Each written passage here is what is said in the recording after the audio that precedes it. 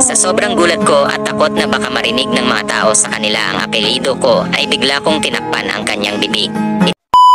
Kung ngayon ka palang napadaan sa channel na ito, mag-share ka na po para makapanood at makapakinig din sila. Di na kita pakiusapan na mag-subscribe at mag-like. Baka ayaw mo rin? Ang abnormal talaga ng pangit na to. Inis kong turan sa kanya. Inirapan naman ako nito. Siya naman ang anak ni Mons na ito. Sa sobrang gulat ko at takot na baka marinig ng mga tao sa kanila ang apelyido ko, ay bigla kong tinakpan ang kanyang bibig. Itinaas niya naman ang dalawa niyang kamay na para bang nagsasabing surrender na siya sa akin. Pumasok na kami sa kwarto niya.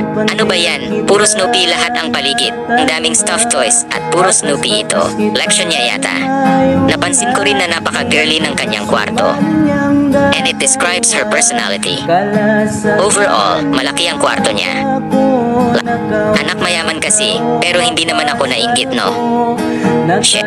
Focus na ang lahat sa aming case study. Wala naman naging problema ang grupo sa paggawa ng tasks. Sa totoo lang, kahit dalawa lang kami ni Shen ay makakaya namin ito.